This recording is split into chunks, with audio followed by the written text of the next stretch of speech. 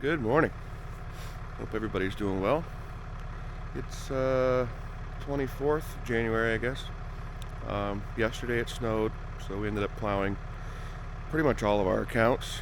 And today it's not snowing, so we're going to go on a little bit of a road trip. So, got the trailer hooked up, just got to clean it off, and then we're going to go on a little bit of an adventure.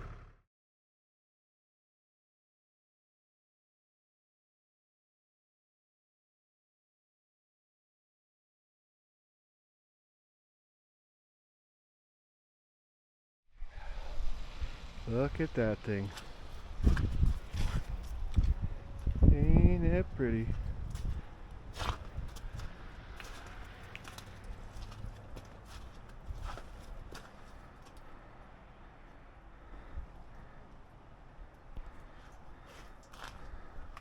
Just got home, made a bunch of stops, and God, it gets dark early. So tomorrow will be a new adventure. It might have something to do with this adventure. Alright. Got the mulcher inside and upright off the pallet.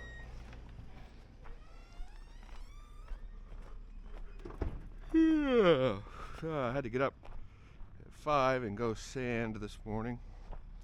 We're supposed to get a snowstorm tonight and during the day tomorrow.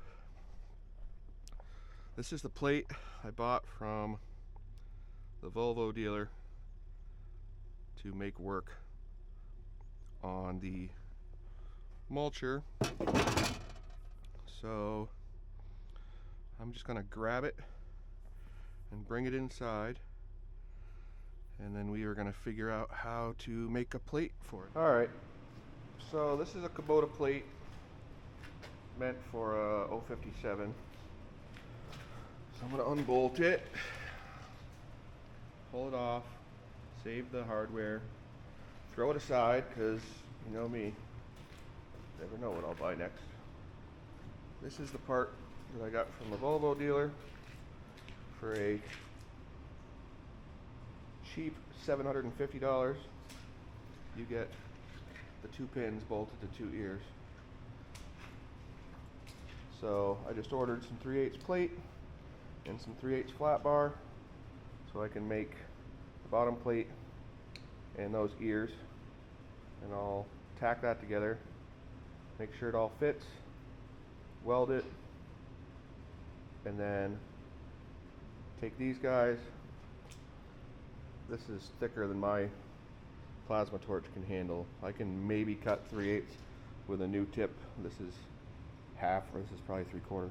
I have to bring the acetylene torches home or to the shop and cut this off at 13 inches or 12 or whatever my plate's going to be, so I can weld around the edges of it. Cut these guys off and then weld them to the plate, and then once that's done I can grind off these pieces of flat bar. Alright, got that bracket off, got it up on the bench. Now I'm going to use these guys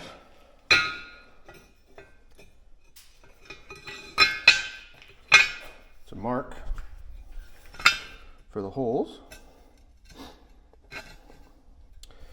Take them up to the shop, drill them out with a drill press, and I'll be welding them on to that plate right there.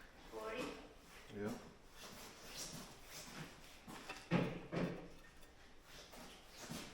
I didn't use it up right today. How come? What? How come? Because it was like,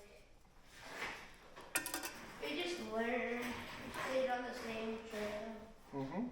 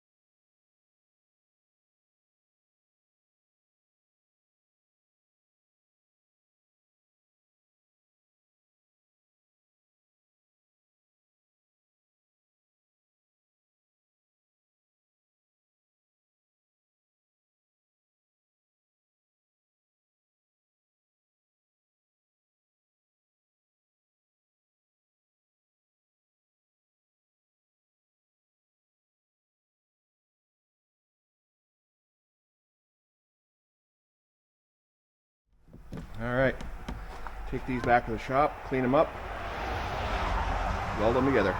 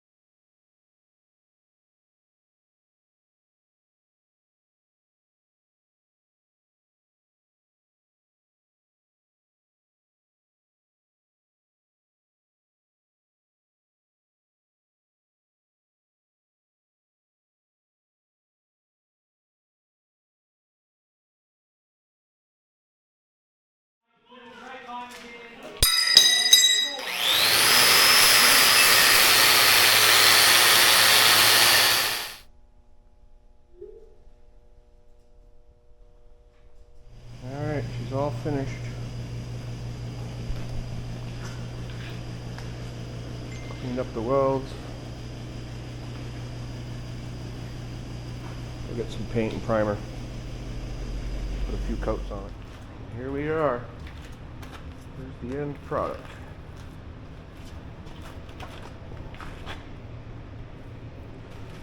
One coat of primer, 3 coats of paint. Really good.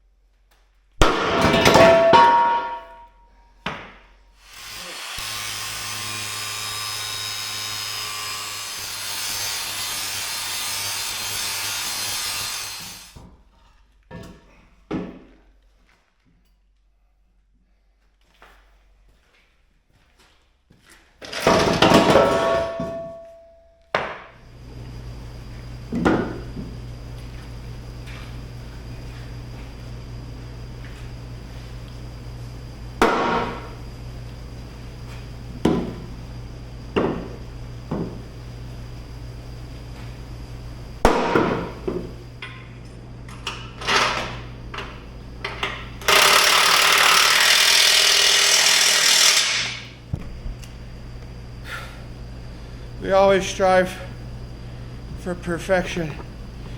Here.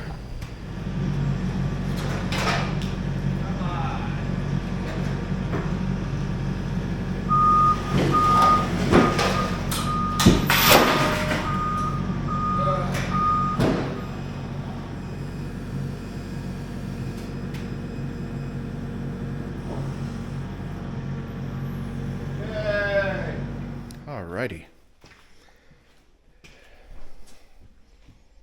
Alright, it's 10:30 in the morning. We started at 3:30 this morning doing our plow routes. Just got that done. Back to working on the mulcher. Yesterday I went down to the Volvo dealer, figured out what I needed for fittings and hoses. They connect right there. That is one of the new fittings, just temporarily put on, but you had to buy 2 of those. They're like code 61, number 16, shamalama ding dong units. So they really helped me out. Got those 2 hoses right there, 2 7-foot 1-inch hoses, and this collection of fittings, including my quick disconnection stuff, and it was only $1,440. Well, I'm losing confidence, but we're gaining. I got the fittings put in. This bottom one, which is the supply, turned out that the flanges were bigger than these. I didn't mention that in the handbook, so I had to go back down, get the right one, which also required an adapter, but we got both of the lines plumbed up, so we're ready to put the hoses on, and we're ready to plumb the quick disconnects for on the excavator side. So here's a 3-way valve that the machine came with. Right now it's on thumb. I take this out, come out with a 90 with a set of these guys so I can run the mulcher. And then the thumb will always be permanently plumbed. This valve can go back and forth between the thumb and the mulcher, the thumb and the grapple, whatever. The grapple is going to need this guy and this guy because it's got 4 hoses. Rotate, clamp. So we'll probably get these done next. Alright, got those plumbed on. Okay, so it's really tight in there, and I had to run both hoses straight when I had planned on doing 90s and having them come out of here, but the mounting plate's in the way. So ran them both out the back, which really should be fine. Did my quick disconnects, ran the hoses. So to me it looks pretty good. Now I'm going to read the instructions about bleeding the air out. So I'm going to work on that now. Alright, so good news is I set up the computer correctly and it spins the right way. I got all of the air bled out of the new hoses, and now I'm running into an issue where, since we're not using the case drain, this little, what I assume is a relief valve, is spurting fluid while it's spinning. So the service department at the dealership told me the tech would call me right back, and so we're on the right track. Alright, so a little update. Spoke to the technician who puts these things on, and he said that despite what that dealer told me in the service department, this thing absolutely needs a case drain. So now I gotta buy more hose, but it's not expensive hose, at least compared to these guys. So I'm gonna go to Napa, get the K-strain hose this weekend, run it right up with this guy to this neck of the woods. I've got these connectors left over, so I'll put a quick disconnect on that, and then I'm going to run that K-strain right up through over to the other side. He said on Kubotas it's pretty simple. He said that on theirs there's 2 fillers. He just runs one instead of that vent, I guess. I don't know. I'll have to frickin' talk to the service guy again, but I'll have to run the fucking hose down into here and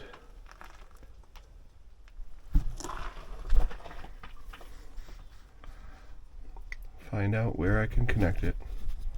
How's it going?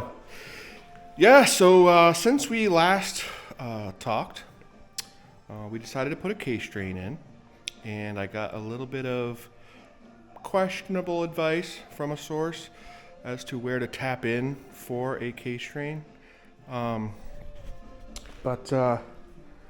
we're pretty much past that. We just did a fresh oil change on the hydraulic system, so it's about 14 gallons, all new, but 300 hours.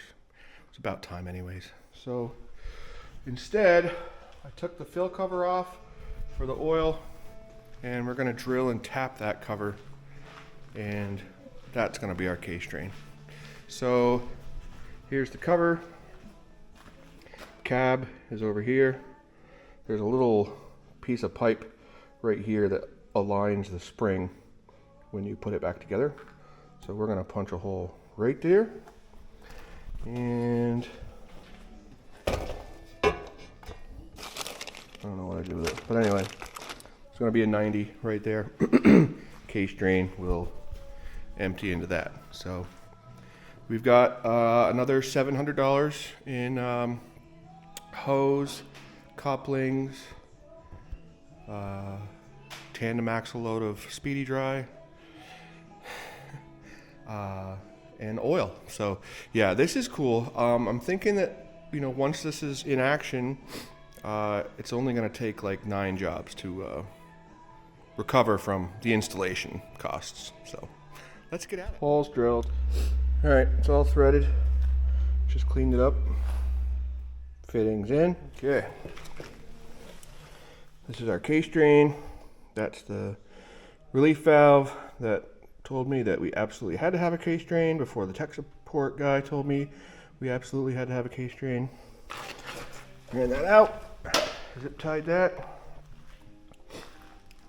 Here's a quick disconnect for one of the lines. Here's a quick disconnect for the K-strain, and we have made our way halfway up the boom. So we'll get her down,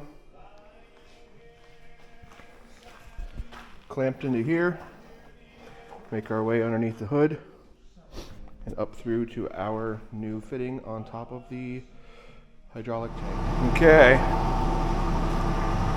so there's that relief valve. It's not doing anything anymore, which is what we were looking for.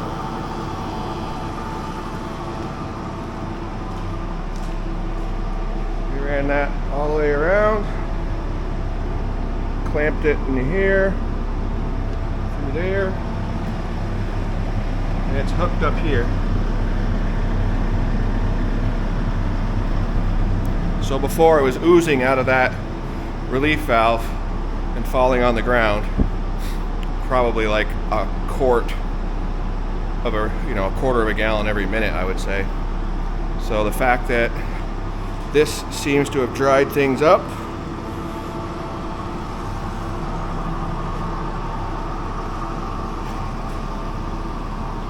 take it outside, throttle it up. But first, we'll take this Osmo Action 3 and chop it up. Just kidding.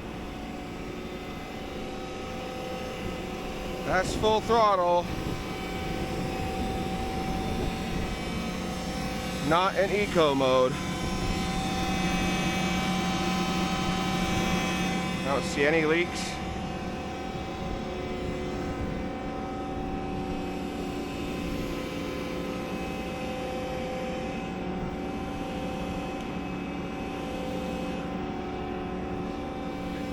This is supply.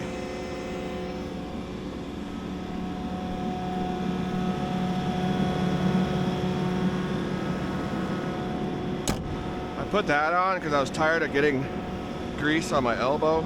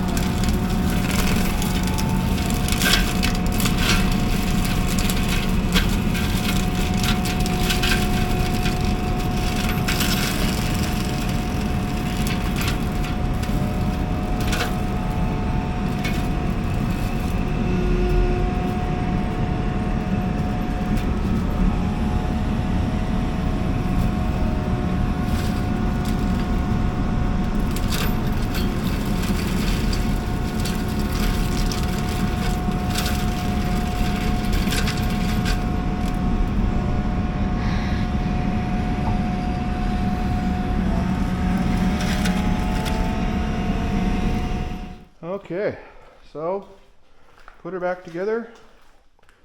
I put the mounting bolts in, put the cover on, greased it, and checked everything for leaks. So that's pretty much it for now. I gotta get a piece of rubber hose to put around this cut I made. All right, got the Exxon Valdez cleaned up this morning. There she is. Dealer said I don't have to tune it technically. That Fecon's pretty good about shipping them within range. Seems to work well. You know, this machine doesn't put out a ton of fluid, so my expectations were a little bit low when it came to how often, you know, the RPMs dropped because I was working it. And I don't know, it seemed to work okay. But I guess you're supposed to pull off the cover and use a photo tachometer to make sure at full throttle it's around 3,000 RPMs. So probably do that at some point, but right now it's operational, and that's what I was looking for. So overall, I'm pretty happy. I never ever want to do one of these again, ever.